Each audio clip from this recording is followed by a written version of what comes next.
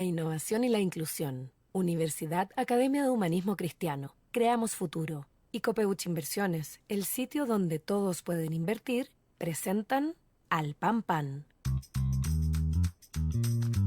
En el Mostrador Podcast, debate y conversación para comenzar tu mañana. Al Pan Pan, con Mirna Schindler. Entrevistas con los actores de hoy.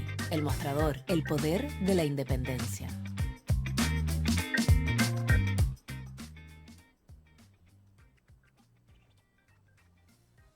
Aquí en el mostrador.cl en este viernes 15 de marzo, mientras, por supuesto, avanzan los temas que nos han tenido más ocupados esta semana, como por ejemplo lo que está pasando con Maipú. Ayer veíamos el derribamiento de casas, ¿no? Que aparentemente formaban parte de prostíbulos clandestinos o que eran ocupadas por narcos, en toda una ofensiva y el protagonismo además que ha tomado el alcalde de esa comuna, Tomás Bodanovich, militante además de Revolución Democrática, pidiendo a su vez al gobierno la aceleración del proyecto de ley que permita usar a las Fuerzas Armadas para custodiar ciertos puntos llamados o de infraestructura crítica. Vamos a estar con eso, vamos a estar hablando de específicamente, ¿no? De este rol que empieza a asumir Tomás Bodanovich y el giro, ¿no es cierto?, que se ha generado en el gobierno, pero queremos antes entrar en un tema que se abrió a partir de un debate entre la ministra del Trabajo, Janet Jara,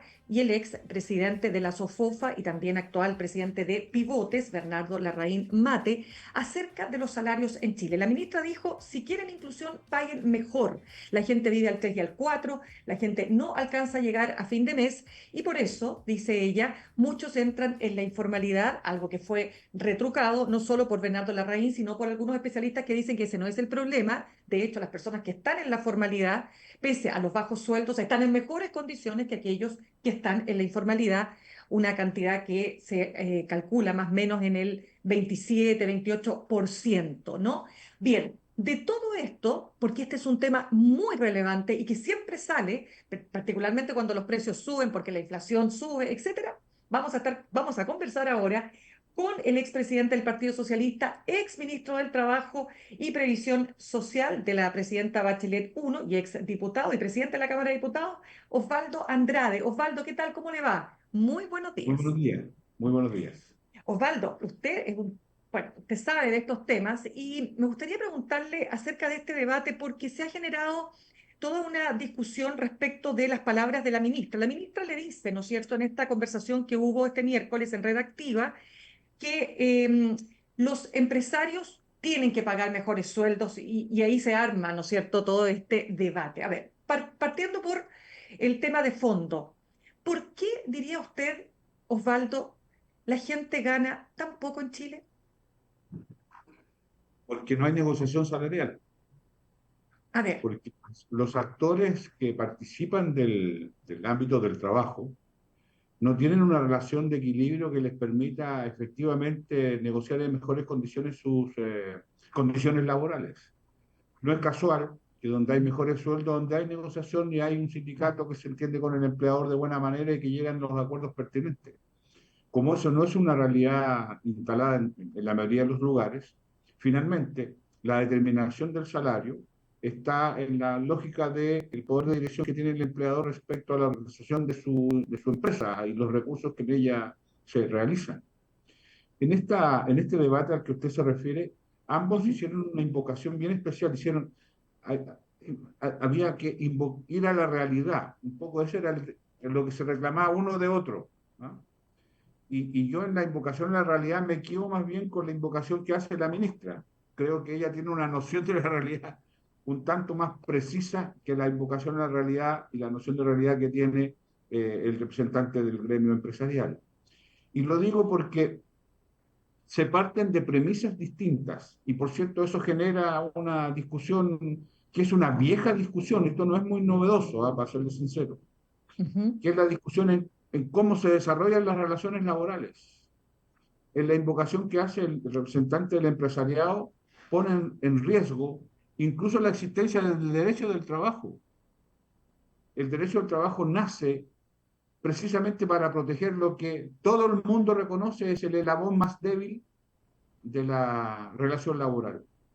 La invocación que hace Bernardo Mate es que eso no existe, que hay una relación entre iguales y que en consecuencia lo que hay que establecer es un conjunto de medidas de flexibilidad que permitan un entendimiento directo del empleador con el trabajador individualmente y por esa vía mejorar las condiciones de trabajo y mejorar la productividad y por esa vía mejorar la rentabilidad, los resultados y eventualmente pagar mejores salarios.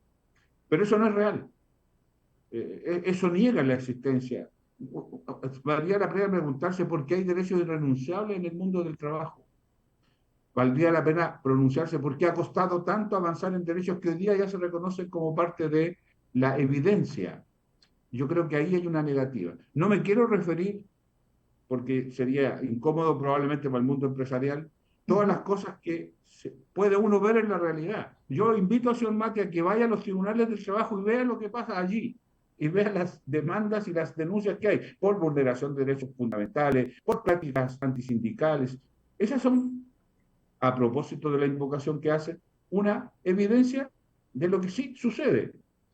Permítame un segundo ejemplo, ya que me ha dado la posibilidad de hablar. Por supuesto. ¿Qué piden las pymes? ¿Qué piden las pymes para desarrollarse, qué sé yo?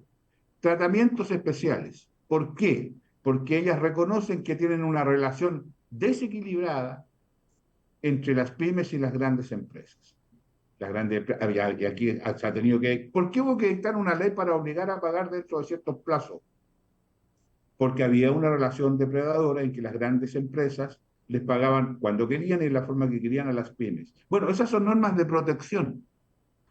Esas normas de protección tienen el mismo fundamento doctrinario que las normas de protección en el ámbito del trabajo. Las mismas.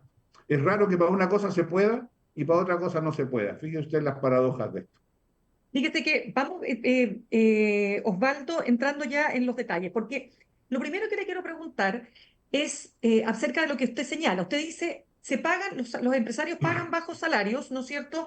Porque usted dice que no están las condiciones de simetría entre trabajador y empleador, ¿verdad? Para poder negociar en mejores condiciones. Pero ¿se trata solo de eso? O sea, habiendo mejores condiciones de equiparidad entre empresarios o entre empleador y trabajador, ¿eso es razón suficiente para tener mejores salarios? Pero es una condición necesaria y la evidencia implica que así sucede. En las empresas que hay negociaciones colectivas equilibradas, razonables, con una perspectiva de protección del empleo y de protección de la empresa, en general a los trabajadores les va bien. Donde no hay esas cosas, usualmente y las relaciones son más unilaterales, ocurre lo contrario. Ahora, por supuesto que también en esto hay otras cosas que hacer. Mejorar capacitación, mejorar productividad, mejorar adaptabilidad convenida entre ambos. Sí, mire, yo no tengo ningún inconveniente en que hablemos de flexibilidad y adaptabilidad en las condiciones que ustedes quieran. Pero advierto algo, pero háganlo con la gente, con el sindicato. Yo no sé por qué le tienen temor a esa conversación. Hay empresas en que se han tomado medidas de adaptabilidad que incluso están en el borde de las normas legales. La jornada especial en la minería del cobre, por ejemplo, pero que cuenta con el respaldo del sindicato. Y como cuenta con el respaldo del sindicato, bueno, se acepta, porque los concernidos, los que son parte de los procesos, son los que se ponen de acuerdo. Entonces, yo comparto esa idea y estoy dispuesto, si usted me lo pregunta, a que así sea, pero que lo conversen los que importan, pues. Porque como no Ya. conversan los que importan, no queda otra alternativa que recurrir a normas legales y estamos llenos de normas legales, algunas que se cumplen, otras que no se cumplen en materia laboral. Le doy un ejemplo concreto. Dígame, ya. Mejoría de salario, hablemos de gratificación. Y que en consecuencia, si a la empresa le va bien, que gratifique de mejor manera las remuneraciones de los trabajadores. Y si tiene problemas, por supuesto, eso no existe. ¿Por qué eso no se cumple? ¿Por qué? Porque de parte del mundo del trabajo está el temor de que se amañen los datos, que se y la empresa termine con resultados negativos. De parte de la empresa está el temor que si le va demasiado bien va a tener que subir demasiado los sueldos. Entonces, ¿qué es lo que han hecho en la práctica? La gratificación se desnaturaliza y se transforma en un fijo mensual como parte de la remuneración. Esa es la negación del concepto de la gratificación, pero lo que esconde es el temor de ambas partes de lo que pueda suceder. Bueno, ¿y por qué no avanzamos en eso? Y eso mejoraría ostensiblemente las remuneraciones y las asociaría definitivamente a los resultados, a la productividad, a lo que a la empresa le vaya bien o mal, de forma tal que si a la empresa le vaya bien, a los viejos también le vaya bien. Pues. Es Ya, algo pero de eso, sentido común. ya, pero eso tiene que ver, es que para que, ¿verdad? Porque aquí lo que dice Bernardo Larraín, ¿ah? No Bernardo Mate, Bernardo Perdón. Larraín Mate, este es el hijo. Disculpe, Estamos disculpe. hablando del expresidente de la SOFOFA, estamos hablando del actual Tiene presidente de usted razón, Pivote. le pido Claro, claro, excusa. no, sí que hay una tendencia, mire, todo el mundo se equivoca siempre, pero Bernardo Larraín. Entonces, ¿qué dice Bernardo Larraín? Dice, claro, en el fondo que hay una mirada, dice él, respecto de la ministra, no solo paternalista, es como que el Estado tiene que ir y resguardar, ¿no es cierto?, esta situación desprotegida de los trabajadores frente a esta instalación, dice él, que es muy ideológica, de que como que los empresarios son malos y los trabajadores son buenos, no lo dice con esas palabras. Hay una entrevista acá que estoy leyendo en Exante para dejarlo súper claro. Dice que hay una retórica oficialista en que las personas tienen que tener una cierta protección paternalista del Estado porque no podían en el fondo convenir libremente distintas y diversas condiciones con el empleador, ¿no es cierto? Y en esta mirada de que los empresarios, ¿no es cierto?, están en un lado y los trabajadores están en otro. Eso es lo que él dice como primer punto. Y luego quiero entrar, pero resolvamos este punto que le Tiene estoy razón, preguntando. tiene Sí, razón. es así. Hay una mirada paternalista, no cabe ninguna duda. Pero por supuesto, si las normas legales están para defender a los más débiles, pues. Y en la relación laboral, el sector más débil es el trabajador individualmente considerado. Por eso hay tanta norma de derecho irrenunciable, por eso hay tanta norma que impide que la mera voluntad sea suficiente para acceder a ciertas cosas. Por cierto que, bueno, y es lo mismo que pasa con las normas sobre las pymes. También son paternalistas, pues, porque las protegen de la relación con las grandes empresas. Y también las normas de seguridad son paternalistas. ¿Por qué? Porque obligan al trabajador a ahorrar. Le hago la siguiente pregunta a usted o al señor eh, Mate la raíz mate, perdón, ya me La raíz confundí. mate, no se preocupe. ¿Por qué no le preguntamos a la gente, a propósito de esta invocación a la libertad que hacen, si quieren que el 10% vaya a la remuneración o vaya a la seguridad social? ¿Usted se atrevería a preguntar eso? Y claro, entonces la gente dice, no, pues hay que obligarlos a ahorrar. Bueno, ¿y eso no es paternalismo? Entonces, en esto hay que tener harto cuidado, pues. Y las normas sobre protección a los menores de edad no son paternalistas, claro, pero por favor, o sea, ¿en qué mundo estamos? Se está negando la naturaleza de las cosas. Eso es más allá de la evidencia empírica. ¿Y por qué es esto? Porque efectivamente en la sociedad hay sectores que requieren de un mayor respaldo. Entonces yo lo invito a lo siguiente, si eso no quiere que suceda, al sector más débil démosle más poder. ¿Cómo es así? Terminemos con esta demonización que se hace de la organización sindical y que se entiendan los sindicatos con los empleadores y habrá menos Estado probablemente y menos normas, pero que se entiendan entre iguales, que se puedan mirar a los ojitos, pues, si no, no resulta. Si ese Osvaldo, es el error conceptual y doctrinario del señor La Raíz Mate. bien, estamos conversando con Osvaldo Andrade, expresidente del Partido Socialista y además exministro del Trabajo y Previsión Social de la presidenta Bachelet I. Osvaldo, es que sigamos con el punto porque aquí hay varios temas. Por ejemplo, ¿qué dice la ministra Jara? Que es lo que le refuta Bernardo Larraín, pero no solo Bernardo Larraín. Aparecieron varios expertos que ponen ahí los puntos sobre lo que señala la ministra. La ministra dice que la gente en este país vive al 3 y al 4 y gana muy poco. Entonces, eso está refrendado en todo caso por varias encuestas. Eso es objetivo.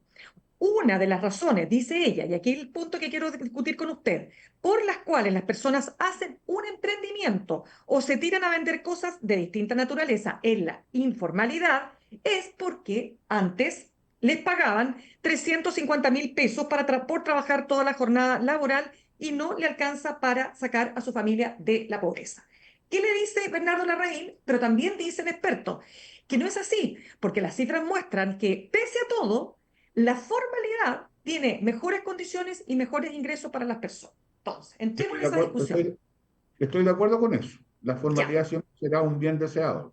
No ok. solo por el ingreso establecido, remuneracional, Ujú. garantizado, por decirlo de alguna manera, sino que porque además también genera un conjunto de otras externalidades. Genera seguridad social, accidentes del trabajo, seguro cesantía. O sea, sin lugar a duda que la formalidad laboral es un bien al que hay que acceder y hay que trabajar para ello. Yo estoy de Entonces acuerdo se con eso. equivoca ahí la ministra porque la ministra dice que por eso la gente va a la informalidad porque paga muy poco en la formalidad.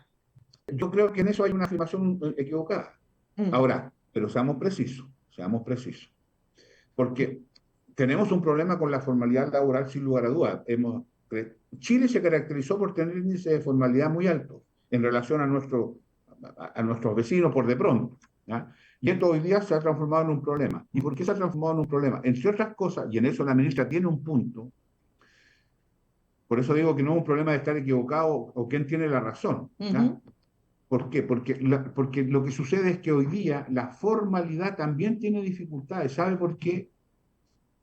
Porque efectivamente, como no hay condiciones de negociación y no necesariamente hay condiciones de buenas relaciones, la gente muchas veces dice, pucha, entre que me estén tratando mal,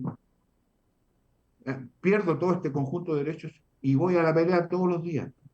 Y como hoy día hay otros incentivos de informalidad, y perdone que lo diga así, que permiten obtener ingresos sustantivos haciendo cosas que están en el límite, tenemos un problema. Yo estoy de acuerdo con lo que plantean los empresarios en el sentido que es un problema la informalidad y que hay que avanzar para allá. Pero los invito entonces que hagamos un esfuerzo para que la formalidad sea efectivamente una cuestión asequible y que la gente la sienta con mucha propiedad como algo indeseable, deseable. Y ahí tenemos un problema. Fíjese usted que en Chile tenemos varios remedios de informalidades formales que generan también dificultades en el ámbito laboral. Le doy un ejemplo, los honorarios, pues. Oiga, si honorarios no solo hay en el sector público, también en el sector privado, que son relaciones laborales reales, pero que no tienen esa caracterización y que terminan todos los tribunales. Bueno, en eso también tenemos un problema, y ahí hay un problema de los empleadores, pues, no de los trabajadores. Y así como eso le podría dar muchos ejemplos, como es otra educación que se hace permanentemente, de veamos la realidad tal cual es. Bueno, veámosla tal cual es. Entonces yo invito a que la veamos tal cual es y no nos quedemos solo en la cifra. Estoy de acuerdo que la formalidad es un bien deseado, no tengo duda. Creo Ya. que los incentivos para la formalidad hoy día hay que acrecentarlos. Y ahí no es solo un problema de voluntad, y en eso comparto, hay también un conjunto de incentivos. Le doy el Ya, ejemplo, la sí, PGU, si haces universal y llega, es un incentivo a la informalidad. ¿Por qué? obvio, Porque porque es, aquí cotizo, claro, si tengo asegurado un ingreso. Entonces yo le digo a mi exacto, empleador, ¿sabe? Mejor no cotizo y páseme el 10% para acá, para mi eso, bolsillo. Mejor claro. mi remuneración. Pero para eso no hay libertad. Hay libertad de Oiga, elegir la FP, pero para eso no hay libertad. Osvaldo, una de las cosas que le decía en esta conversación o debate o lo que usted quiera, porque en un momento como que no se escuchaba ninguno de los dos, la ministra, perdón, lo que le dice Bernardo Larraín es que, oye, o sea, oiga, ministra, le dice, si fuera por el tema de los sindicatos, la pregunta es, bueno, ¿por qué la gente no está sindicalizada? ¿Por qué hay tan baja sindicalización? La misma pregunta que le hago a usted. Porque hay temores. Porque hay temores y también hay prácticas inconfortables, indeseadas. Y además porque no se ve necesariamente el producto. La gente dice, ¿me sindicalizo para qué? Y, pero además porque corro el riesgo del despido, pues. Si en Chile hay harta práctica antisindical. Voy a poner un ejemplo trágico que pasó hace un tiempo atrás, pero es reciente desde el punto de vista. Acaba de salir hace poco una sentencia de la Corte en que condenó a unos carabineros porque mataron a trabajadores en un complejo papelero del sur. ¿Qué pasó allí? Que un funcionario, un trabajador, un empleado de cierto rango de la empresa, en la puerta señalaba a quienes tenían que llevarse presos y a esos que se llevaron presos los mataron, pues. Esa, ¿sabe por qué fue? Porque Ujú. era la idea de un sindicato. Entonces, esas cosas han pasado en Chile y no hace tanto tiempo que han pasado en Chile. Y además porque en Chile el despido es libre, pues. Si se les olvida eso, los que pregonan tanto la falta de flexibilidad, en Chile yo lo puedo echar a usted porque se me dio la gana. Invoco una causal que si no la apruebo tengo que pagar, pero lo he hecho, pues. Yo lo puedo, discúlpeme que la ponga de ejemplo, yo la puedo despedir a usted de su pega porque no me Me ha gustó pasado. como vino peinada hoy día. Entonces voy a un tribunal y usted alega y me dice no es una causa legal y pierdo el juicio. Y tengo que pagarle una indemnización. Pero la eché, pues. Me deshice de usted. Esa es la expresión más brutal de la flexibilidad. Y fíjese que eso en Chile existe, pues. No digo, no voy a hacer un juicio de valor si es bueno o malo, no digo que existe. Se les olvida a veces. Entonces, hay mucho temor, hay mucha práctica antisindical. Hay personas que la echan de la pega cuando se empieza a oler que puede haber olor a sindicato. hay muchas normas al respecto, es verdad. ¿Y por qué han tenido que dictarse esas normas? ¿Por qué se han tenido que dictar normas para proteger las posibilidades de contribuir sindicatos? Porque habían prácticas antisindicales. Pues entonces, mire, si las normas no nacen, no es que de repente a alguien se le ocurrió porque sí, porque es más inteligente, no, porque tienen que ver con realidades concretas. ¿Por qué se instaló el procedimiento de tutela para defender, para denunciar alteración, vulneración de derechos fundamentales? Porque hay vulneración de derechos fundamentales, incluso en el sector público. ¿Usted cree que esta norma se dictó porque a alguien se le ocurrió? No, porque había una realidad que había que hacerse cargo. Entonces, hagámonos cargo de la realidad. Yo también estoy de acuerdo con eso. Ya, Osvaldo, lo otro que quiero preguntar es lo siguiente, siguiendo en esta discusión, en este debate, que como usted bien dice, no es nuevo, por supuesto. Vamos ahora a lo que es también el argumento, ya no hablemos solamente de los empresarios, sino de expertos que dicen que lo que tenemos en Chile es un problema estructural. Tenemos una educación que si bien tiene una buena cobertura, en el sentido de que todo el mundo, entre comillas, porque hay muchos niños que no están yendo al colegio, pero en general, ¿no es cierto?, hay una buena cobertura en materia educacional, pero el problema es la calidad. Entonces, si tenemos una mala educación, tenemos por lo tanto trabajadores menos calificados y por lo tanto tenemos menos posibilidades de tener acceso a mejores salarios. Quiero entrar en esa conversación con usted. ¿Cuánto influye la educación en esta conversación? Influye, porque efectivamente, y sobre todo porque las formas de las industrias y los procesos productivos van variando cotidianamente y van mutando en los formatos, y en consecuencia la exigencia que se hace de cierta especialización al trabajador también va haciéndose cada vez más ostensible. Entonces, no estar al día significa quedar en la obsolescencia, y quedar en la obsolescencia en materia laboral es quedar sin pega.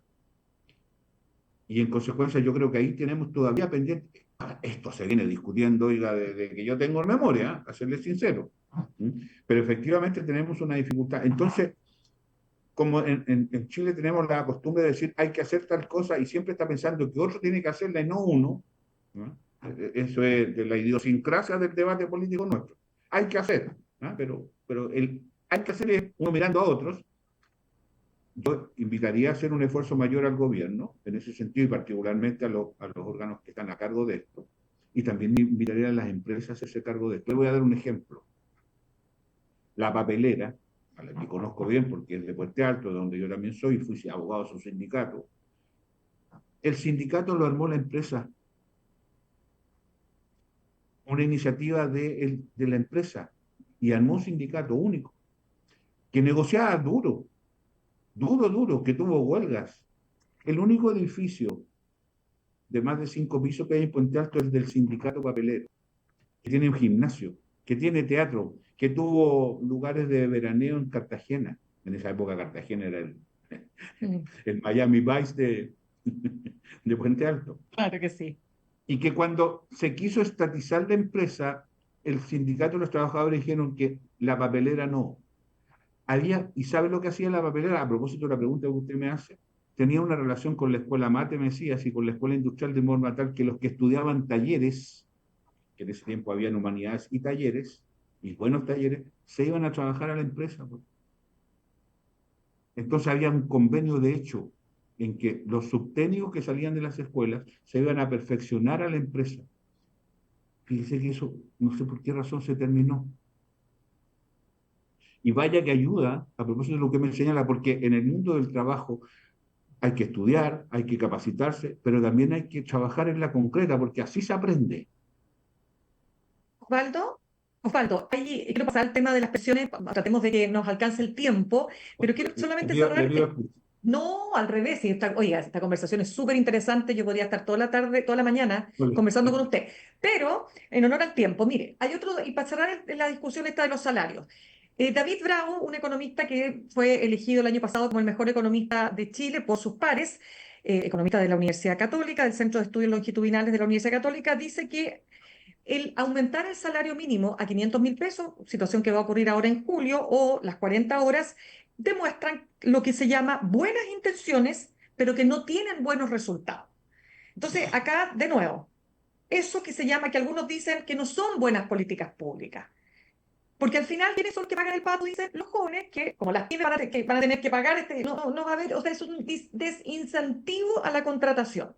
¿Cómo lo ves? Primero diría que eh, ¿cuál es la consecuencia práctica de ese tipo de opiniones? Es algo muy, muy simple, que no haya salario mínimo. Y se acabó el problema. Se da cuenta que detrás de todo esto hay brutalidades.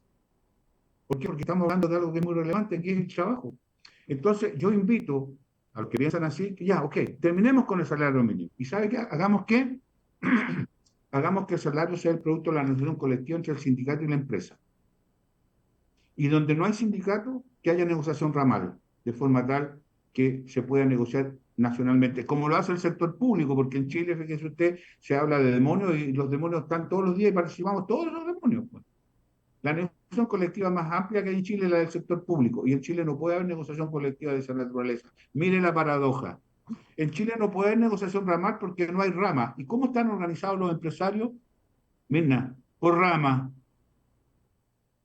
Entonces, ¿hasta cuándo esta hipocresía? Entonces, yo sigo a David Bravo, le digo, ya, si son malas ideas, muy bien, terminemos con esas malas ideas. ¿Y por qué las reemplazamos? Por algo muy concreto, David, que negocien colectivamente los trabajadores con sus empleadores en una negociación equilibrada. Yo invito a eso. Y ahí veamos, pues, porque donde en las empresas en que hay negociación colectiva de esa naturaleza, se paga más que el mínimo, pues. ¿Y los empresarios están dispuestos a eso? Entonces, hagámonos esas preguntas, pues. Bueno, Una no, cuestión sí, teórica. ¿Eh? está bien, es un debate súper interesante. Vamos, Osvaldo Andrade, Bien. vamos Osvaldo Andrade, usted, me imagino que como todos estamos viendo qué va a pasar, el gobierno tiene francamente 5 meses con suerte, ¿no? Por todo el tema electoral que se viene en el segundo semestre, con las elecciones municipales, gobernadores, en Sí. fin. Por supuesto, ese es el tiempo, el margen que le queda para sacar adelante la reforma a las pensiones. Pero esto no es solamente un tema de gobierno, a la oposición también se le va a pasar la cuenta en algún momento determinado, ¿no es cierto?, su electorado. Oiga, ¿y qué hizo usted para sacar adelante esta reforma? Le va a echar solamente la culpa al gobierno de que no fueron capaces de ponerse de acuerdo? Y la pregunta que le hago, ¿usted ve realmente condiciones para sacar adelante una reforma en este gobierno? ¿Sí o no? Lo veo difícil, porque Ya. el gobierno tiene que darse cuenta que lo que tiene al frente es una oposición que no quiere reforma al sistema de pensiones. La oposición, la derecha en particular, lo que quiere es que mejoremos la PGU, que en teoría se señala que es el gran legado del presidente Piñera, olvidándose que el antecedente de la PGU es la pensión básica solidaria de la presidenta Bachelet de su primer gobierno, pero eso está en el olvido.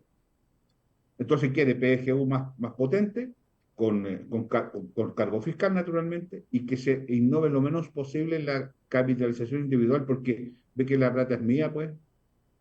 Entonces, no hay voluntad en la derecha para eso. Y, y al gobierno tiene la intención, y el gobierno en esto ha sido flexible, empezó con 6-0 y hasta el 3-3, bueno, la historia se conoce.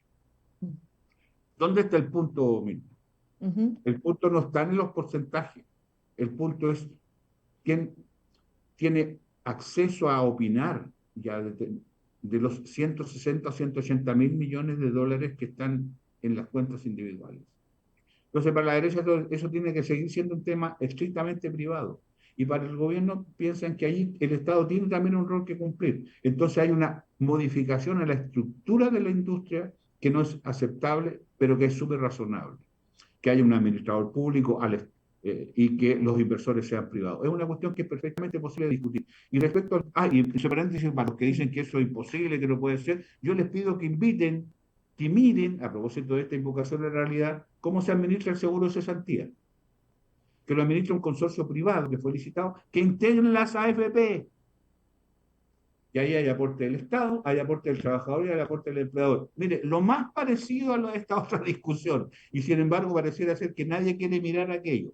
Y respecto a los porcentajes, ya que usted también lo menciona, yo entiendo que el gobierno dice que nosotros necesitamos una parte de esta cotización, que es un aporte del empleador, una parte de esto para seguros sociales.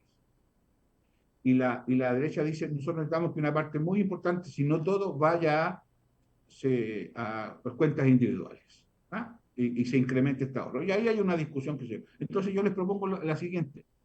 Como se necesitan 3 puntos para seguros sociales y se necesita, ojalá, implementar el ahorro individual, vámonos a 8, pues, y nos vamos 3 y 5.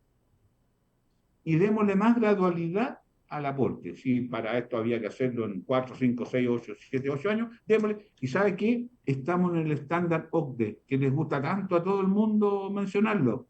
En la OCDE es el 18, 19, 20. Vámonos al 18. ¿Por qué no? ¿Acaso no somos los especiales de América Latina? Pero, y hagamos esa conversación. De no ser así, yo tengo la perspectiva, tengo el temor de que finalmente terminemos en nada, por lo que usted señala. Porque si no se hace dentro de los 6 primeros meses de este año, un poco más, después del túnel electoral, nos mete en otra dinámica, y nos mete en una dinámica en que mostrar identidades y mostrar opiniones en contra rinde electoralmente. Entonces se hace mucho más difícil provocar esto. Bien, pues. Osvaldo Andrade, ex ministro de Trabajo y Previsión Social, ex presidente del Partido Socialista, diputado, ex presidente de la Demasiado Cámara. sexo. Mucho sexo. Pero esos Me ex, queda poco. está bien, no, esos ex son parte también de la enorme experiencia, pero sobre todo la experiencia que usted tiene en materia laboral, por eso también lo invitamos a nuestro programa. Así que muy agradecida de que haya estado con nosotros esta mañana. No, muchas gracias a usted y que tengan muy buen día. Muchas gracias.